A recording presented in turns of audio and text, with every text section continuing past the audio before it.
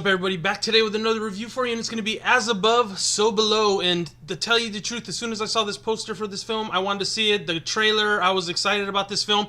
And the director is John Erick Dowdle. Let me make sure I got that right. And he's also the same guy that did Poughkeepsie Tapes, which is finally getting a release. I've seen the film before. That's an actual good found footage horror movie. And you know, his other films, he did Quarantine, which is basically a remake of REC. Devil, which is the movie I think M. Night Shyamalan produced, and they're all in the elevator. I kind of like that one. So all his movies I've kind of liked. I really like Poughkeepsie Tapes, so I was kind of excited after seeing the trailer. It was just kind of a letdown. The story's about this girl. She's an archaeologist, chemist, whatever, and she's being followed by this guy making a documentary. Really, there's no character development, and they wind up in the catacombs of Paris. And I noticed one thing during the marketing of this film, that they told you to go to the YouTube search for results for the catacombs under Paris. It's a real thing, of course, and it's such good marketing because I'm sure there's tons of free documentaries and stuff on there, and that's where I'm going to recommend you go watch and spend your hour and a half instead of spending $8 at the theater, because this movie basically goes nowhere. I really just did not like it.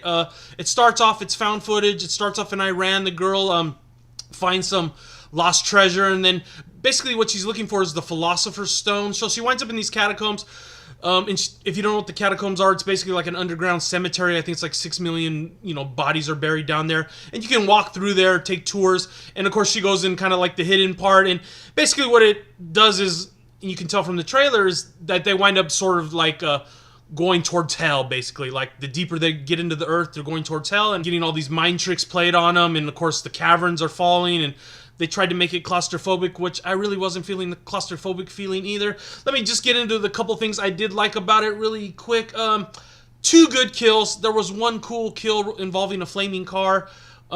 I like that, but of course that was in the trailer to kind of show part of that. The second kill was another, I won't tell you. The ending I'm appreciating a little more now that I've thought about it all night. We did a video last night, me and Movie Man Chad first saw it right in his car and like sweating bullets, so you can check that out on We Live Film. Originally the ending was like a put off for me, but it was like the only logical ending to this movie, I guess.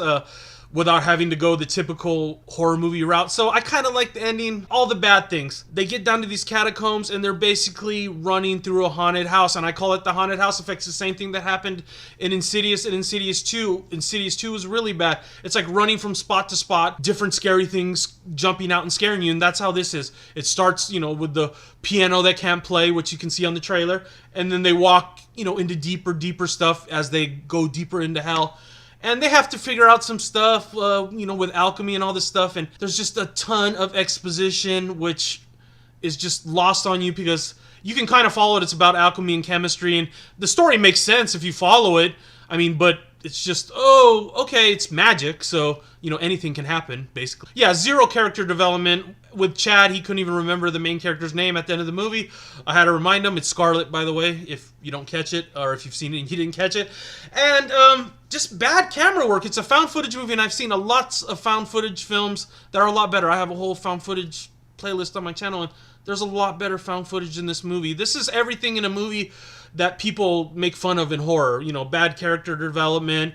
The scared black guy's in this also. What kind of guy who's filming a documentary would go someplace and not know anything about what he's about to film? That's ridiculous, right? And then there's one line in the movie where the roof's collapsing. He's all, "Is this a good thing?" One of the characters says. I'm like, have you ever been anywhere in the roof's collapsing and it's a good thing? That is like the freaking lamest line. And that's a lot of it is shaky cam, stuff collapsing, things running in the shadows. That's basically it. So, as you can tell, I probably did not like the film. So I'm actually going to give it a 2 out of 5 because I think some people are going to enjoy it, and maybe on a second watch I kind of like it. It's the type of movie you just put it on, don't expect anything out of it. It's complete trash in my opinion. Not complete trash because I'm giving it 2 out of 5, but it's just everything. When people bitch about horror movies, this is what they're bitching about. That's what I kept thinking when I was watching it. Not scary. The only thing, at least it didn't have jump scares. It didn't have too many jump scares, at least by my definition. So maybe that's another good thing. But yeah, not impressed at all. Not scared at all. Could have been so much better. So I'll see you guys later.